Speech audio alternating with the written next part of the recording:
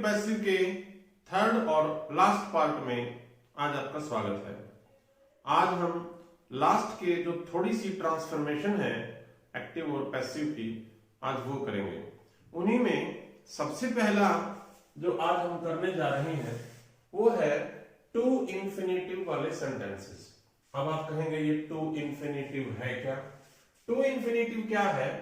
To और verb की first form, उसे हम टू इंफिनिटिव बोलते हैं। ये हमारा नॉन फाइनाइट्स में भी आप अच्छी तरह से पढ़ पाए होंगे। तो अब टू और वर्ब की फर्स्ट फॉर्म यदि हमें एक्टिव सेंटेंस में मिलती है तो हमें उसे कैसे बदलना है? हम उस टू और फर्स्ट फॉर्म को टू बी थर्ड में बदलेंगे। कैसे? I have to purchase a pen, मुझे एक पेन खरीदना पड़ेगा। देखिए अब इधर क्या आने वाला है सब्जेक्ट के रूप में? अ पेन। आई मेरा जो है सब्जेक्ट वो हैव को लेता है, क्योंकि I we you they present perfect, तो उसमें जो हेल्पिंग वर्ब है वो हैव आएगी। लेकिन अब जो ये ए पेन है ये सिंगुलर और ही शी इट वाली कैटेगरी में आएगा, तो अब इसके साथ हमें हैज लिखना पड़ेगा। अब अ पेन हैज, टू आ गया हमारा, टू, फिर उसके बाद बी, और फिर वर्ब की जो ये फर्स्ट फॉर्म है उसे हमें थर्ड में बदलना है। A pen has to be purchased by, I को हम बदल देंगे me. A pen has to be purchased by me. Next, I am to finish this work, मुझे ये काम खत्म करना होगा, क्या करना पड़ेगा? दिस वर्क,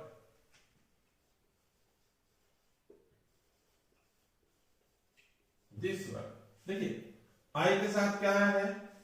एम आई है। अब दिस वर्क सिंगुलर है, तो जिस टेंस में आई के साथ एम आया उसी टेंस में, देखिए ध्यान दें, प्रेजेंट कॉन्टिन्यूअस या फिर प्रेजेंट टेंस, तो दिस वर्क सिंगुलर है तो उसके साथ क्या आना पड़ेगा? इज। तो this work is to finish, हमारा टू इंफिनिटिव किस में चेंज करेंगे? To be third. This work is to be finished, this work is to be finished by, by कौन? फिर से me. This work is to be finished by me. इसमें कई बार कुछ सेंटेंसेस देर के भी आ सकते हैं। There is no time to lose, there is no time to lose, तो कैसे करेंगे? इसमें हमें सिर्फ इसी को चेंज करना है। कैसे? देयर इज नो टाइम, अब टू और फर्स्ट फॉर्म हमारे पास बचती है इंफिनिटिव की, तो there is no time to be lost, कि हमारे पास इतना टाइम है ही नहीं जिसे खोया जा सके, जिसे वेस्ट किया जा सके। अब इन्हीं टू इंफिनिटिव वाले सेंटेंसेस में एक चीज और आती है, इट इज टाइम वाले सेंटेंस। वो कैसे होते हैं? अब अगर इट इज टाइम से कोई सेंटेंस हमारा स्टार्ट हो रहा है तो उसे हमें किस तरह से चेंज करना है? हम इट इज टाइम वाले सेंटेंस को इट इज टाइम से ही स्टार्ट करेंगे, मगर उसके बाद एक फोर का यूज करेंगे, फिर हमारा जो ऑब्जेक्ट उधर से आती है यहां सब्जेक्ट बनेगा, और फिर टू बी थर्ड, यानी कि जो हमें टू इंफिनिटिव को चेंज करना है वो यूं की टू बी थर्ड। सेंटेंस करके देखते हैं। It is time to take lunch, तो इट इज टाइम को हम यूं क्यों रखते हैं? इट इज टाइम, उसके बाद हमें क्या लिखना है? फोर। अब मैं उधर से क्या लेके आऊंगा? Lunch. It is time for lunch, lunch हो गया, ये हो गया। अब मेरे पास क्या बचा?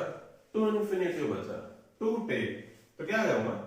टू बी और टेक की third taken. It is time for lunch to be taken. Next sentence. It is time to close the shop. दुकान बंद करने का समय हो गया है. तो it is time for the shop. It is time for the shop. क्या बचा? To close. तो हम क्या करेंगे?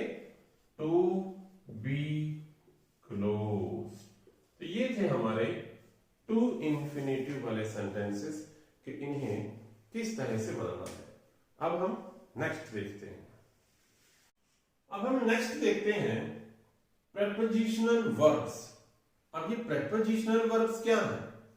आपने गौर किया होगा कि कुछ वर्ब ऐसी हैं जिनके साथ प्रेपोजिशन फिक्स होती है. जैसे हम कहते हैं he was waiting for the bus, तो वेट के साथ for आया, है ना. he listened to them, उसने उनकी बात सुनी, listen के साथ to आया. he act upon my advice, act के साथ upon आया. तो कुछ वर्ब ऐसी हैं जिनके साथ में एक प्रेपोजिशन लगी होती है और वो सेंटेंस में मिलेगी. तो जब एक्टिव से पैसिव में हम उस सेंटेंस को बदलेंगे तो वो प्रेपोजिशन जो उसके साथ में लगी है वो उसके साथ में ही रहेगी, वो अपनी जगह नहीं छोड़ेगी. कैसे? The police is looking into the matter. Police मामले की छानबीन कर रही है, तफ्तीश कर रही है. तो हम सेंटेंस में अब इधर उठा लाएंगे the matter.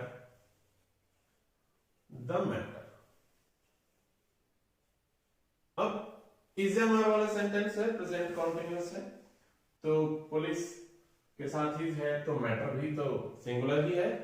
The matter is. ING के नाम का हम फिर से वही रूल्स पिछले भी याद रखते रहें. बीइंग. लुक की हम थर्ड फॉर्म करेंगे लुक्ड. अब देखिए ये जो वर्ब है लुकिंग, इसके साथ में प्रेपोजिशन क्या आई है? इनटू. अब हम यहां सिर्फ ये कहना चाह रहे हैं कि जहां ये लुकिंग जाएगा, यहां जहां भी ये लुक जाएगा वहीं इनटू जाएगी. The matter is being looked into. बस इतनी सी बात है. The matter is being looked into by the police. Next sentence.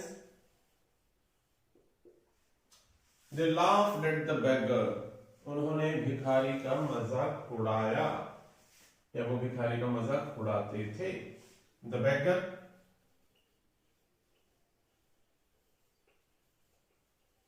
देखिए लाफ्ड सेकंड फॉर्म है, तो जहां सेकंड फॉर्म होती है हमारे एक्टिव सेंटेंस में, जब उसे पैसिव में बदलते हैं तो वहां वाज वर्ब का यूज होगा. अब भिखारी सिंगुलर है तो हमारे सेंटेंस में यहां वाज आएगा. The beggar was. अब लाफ की हमें थर्ड फॉर्म करनी है लाफ.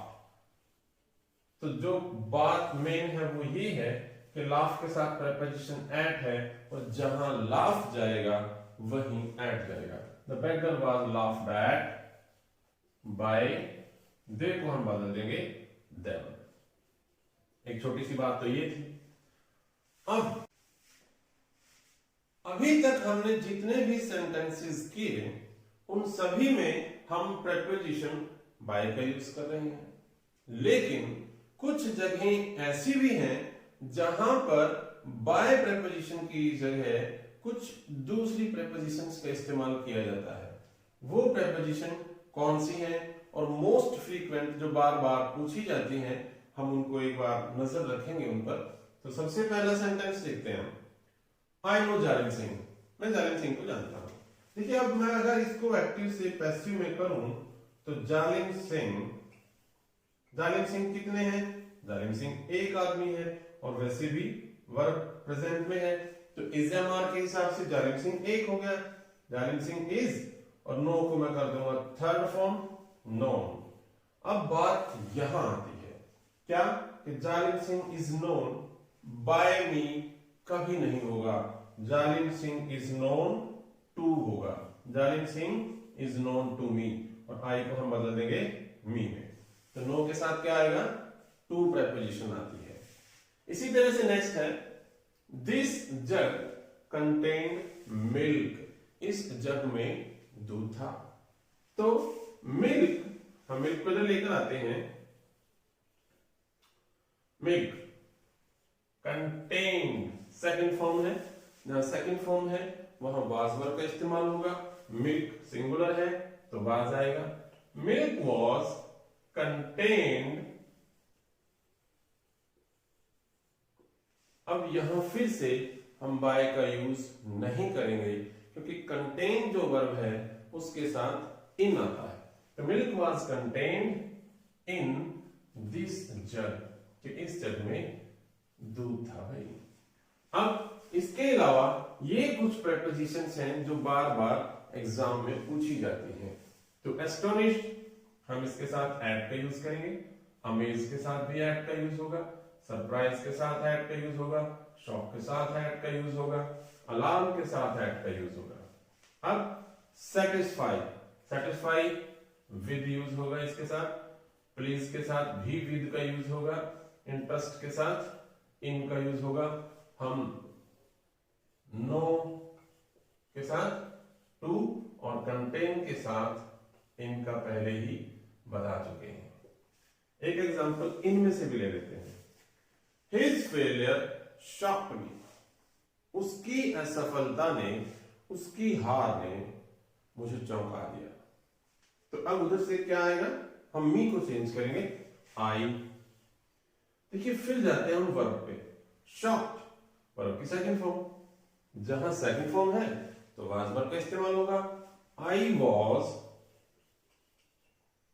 अब थर्ड फॉर्म करूंगा आई वॉज शॉक्ड। अब हमने कहा कि जहां शॉक है हम बाय का इस्तेमाल नहीं करेंगे, हम वहां पे एट का इस्तेमाल करेंगे। तो आई वॉज शॉक्ड एट, अब बचा क्या जो उधर जाने वाला है, his failure. I was shocked at his failure, मैं उसकी असफलता पर बड़ा हैरान हुआ। तो इस तरह से यहां हम प्रेपोजिशनल वर्ब्स की और वे कुछ प्रेपोजिशन जो बाय के अलावा और काम आती हैं तो इनकी बात की। अब हम नेक्स्ट जो हमारा छोटा सा पार्ट बचता है उसकी तरफ चलते हैं। अब जो नेक्स्ट है इसमें देखिए हमने हेडिंग क्या दी है, एजेंट्स नॉट एक्सप्रेस्ड। इसमें काम करने वाले व्यक्ति के बारे में हमें कोई जानकारी नहीं है। तो ये सेंटेंस जो होंगे आपको पहले से ही पैसिव में मिलेंगे। इनको हमें उल्टा करना है, यानी कि इन्हें हमें एक्टिव में करना है। देखिए अभी तक हमने जिन भी सेंटेंसेस को बदला है वो एक्टिव से पैसिव में किया है। ये एजेंट नॉट एक्सप्रेस्ड यानी कि हमें यही नहीं पता कि काम किसने किया है, सिर्फ काम को हुआ दिखाया गया है। तो हमें उसमें एजेंट यानी कि सब्जेक्ट डूअर करने वाला खुद सप्लाई करना है और वो सेंटेंस से हमें पता चल जाएगा कि उस सेंटेंस में उस काम को करने वाला कौन है। कैसे? द थीफ वॉज अरेस्टेड, चोर को गिरफ्तार कर लिया गया। सबसे पहले तो आप ये देखें कि ये सेंटेंस पैसिव में है। वाज के साथ थर्ड फॉर्म हम कब लिखते हैं, जब एक्टिव से पैसिव में बदलते हैं। मगर ये कब आती है वाज वर्ब के साथ थर्ड फॉर्म, जब हमारा सेंटेंस पास्ट इंडेफिनिट में हो यानी कि सेकंड फॉर्म में हो। तो अब देखिए चोर को गिरफ्तार कर लिया गया। चोर को गिरफ्तार कौन करता है? चोर को गिरफ्तार पुलिस करती है। तो ये इस सेंटेंस में हमें नहीं बताया गया कि ये काम किसने किया, लेकिन हम जानते हैं कि चोर को गिरफ्तार पुलिस कर सकती है। तो हम लिखेंगे द पुलिस वाज के साथ थर्ड फॉर्म कब आई, जब हमें सेंटेंस में एक्टिव में सेकंड थी। तो हम यहां क्या लिखेंगे, अरेस्टेड। द पुलिस अरेस्टेड किसे? The thief.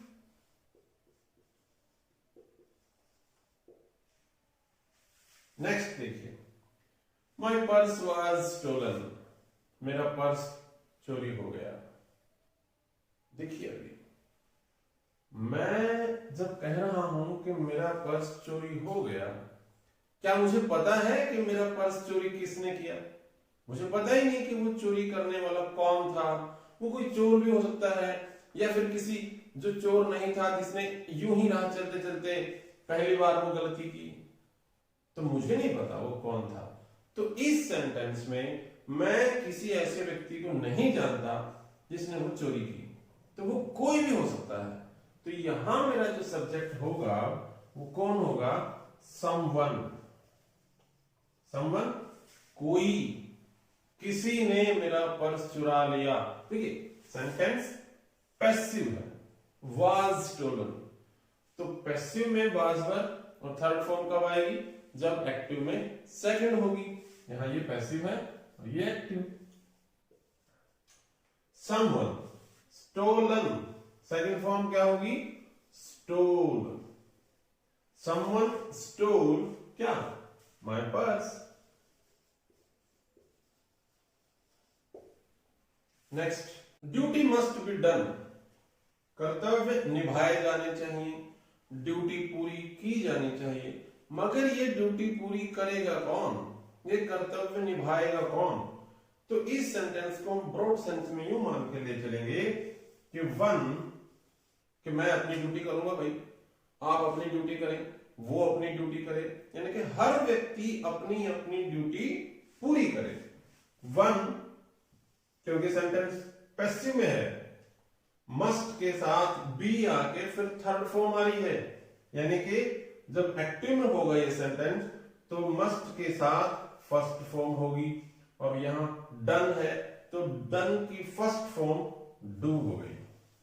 अब जो सबसे मेन बात है इस सेंटेंस की वो क्या है कि जब भी हमारा सब्जेक्ट वन होता है तो जो उस सेंटेंस में प्रोनाउन आएगा वो वन के अकॉर्डिंग वंस होगा।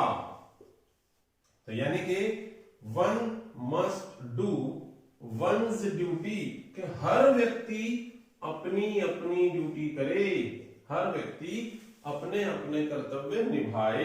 इसी तरह का एक सेंटेंस और आता है कई बार एग्जाम में, प्रोमिसेस शुड बी केप्ट, वादे पूरे किए जाने चाहिए। फिर से वही बात आती है कि वादे पूरे करेगा कौन? तो बिल्कुल उसी तरह से कि one should keep once promises, कि हर व्यक्ति को अपने अपने वादे पूरे करने चाहिए। Same sentence. नेक्स्ट हमारा जो टॉपिक है इसी में लास्ट, क्वासी पैसिव। अभी क्वासी पैसिव क्या है? क्वासी पैसिव वो कुछ एक्टिव सेंटेंसेस हैं जो बिल्कुल मीनिंग उनका पैसिव लगता है। कैसे? देखिए आप, द रोज स्मेल्स स्वीट, गुलाब मीठा लगता है, गुलाब की खुशबू मीठी होती है। अब इस सेंटेंस को अगर आप ध्यान दें तो जो पीछे वाले सारे के सारे रूल्स हैं वो यहां काम नहीं करेंगे आपके। कैसे? द रोज, इसे हम कैसे बदल पाएंगे? द रोज, गुलाब मीठा है, गुलाब मीठा है या गुलाब मीठा लगता है, मगर कब? when it is smelled। देखिए गुलाब कब मीठा लगता है? जब हम उसे सूंघते हैं, क्योंकि गुलाब की खुशबू हमें तभी पता चलेगी ना जब हम उसे सूंघेंगे। The rose is sweet when it is smelled. एक सेंटेंस है, शुगर टेस्ट स्वीट। सेम, कि शुगर इज स्वीट, कि चीनी मीठी है, मगर कब? जब चखेंगे तभी मीठी पता चलेगी ना। तो बिल्कुल, the rose is sweet when it is smelled. तो इसमें आप एक तरह से ये फालतू है, इट इज लिखना चाहे तो लिख भी सकते हैं, हाँ इससे भी काम चल जाएगा। The rose is sweet when smelled. Next, the book is printing. देखिए किताब छप रही है, सेंटेंस तो एक्टिव है, इज प्रिंटिंग, लेकिन सेंस देखिए छप रही है, क्या अपने आप ही छप रही है क्या? हम इसको कैसे करेंगे? द बुक इज, हमारा वही रूल पहले बड़ा, आईएनजी उसके नाम की, बीइंग और प्रिंट की थर्ड फॉर्म प्रिंटेड। तो अब क्या हुआ कि किताब छपी जा रही है, the book is being printed. अब एक और बात यहां, यदि आपको सेंटेंस में कभी नीड्स या वांट्स के बाद वर्ब की फर्स्ट फॉर्म और आईएनजी मिलती है तो उस वक्त हम आईएनजी को इस तरह से ना बदलकर एक अलग तरीके से बदलेंगे। कैसे? नीड्स और वांट्स यूं की यूं रहेंगे और उस वक्त नीड्स और वांट्स के बाद आईएनजी को टू बी थर्ड में करेंगे। कैसे? दिस ग्रास नीड्स कटिंग, कि इस घास को काटे जाने की जरूरत है। तो कैसे? कि दिस ग्रास नीड्स, अभी जो आईएनजी है इसको हम कैसे बदल देंगे? To be cut. तो ऐसे होगा, ये हमारा लास्ट था, this grass needs to be cut. इन सेंटेंसेस को इस तरह से बदल सकते हैं। इसके आखिर में हम उन 3-4 सेंटेंसेस की बात करते हैं जो बहुत इंटरेस्टिंग है और कई बार एग्जाम में आ जाते हैं। तो दे से, पीपल से वाले वाक्य को इट इज सैड से शुरू करें। कई बार सेंटेंस में आपको दे से वे कहते हैं, लोग कहते हैं कि ऐसा हो गया, तो वो कहते हैं ऐसा हो गया, उन्होंने कहा। तो इस तरह के सेंटेंसेस को हम कैसे करेंगे? People say that honesty is the best policy. लोग कहते हैं कि ईमानदारी सबसे अच्छी नीति है। तो पीपल से, तो लोग कहते हैं, तो हम क्या कहेंगे? ऐसा कहा जाता है। यानी कि अब हम लोगों की बात नहीं कह रहे हम, क्योंकि सभी कहते हैं तो हम इसे जनरल सा व्यू मानकर ले चलते हैं कि इट इज सैड, ऐसा कहा जाता है कि, और उसके बाद honesty is the best policy, वो सेम रहेगा।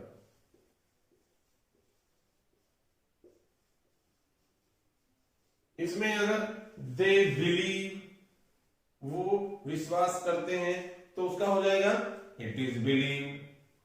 वी हियर, हम ऐसा सुनते हैं, तो उसका हो जाएगा इट इज हर्ड, ऐसा सुना जाता है। तो इसी हिसाब से हम उसको चेंज करेंगे। नेक्स्ट सेंटेंस देखिए, बड़ा इंटरेस्टिंग है और एक तरह से हमारी ये प्रोवर्ब है। गॉड हेल्प्स दोज, कि भगवान उनकी मदद करते हैं, हु हेल्प देमसेल्व्स, जो खुद अपनी मदद करते हैं। तो इस सेंटेंस को हम कैसे करेंगे कि दोज, कि वे लोग या वे, who are helped by themselves, who are helped by themselves,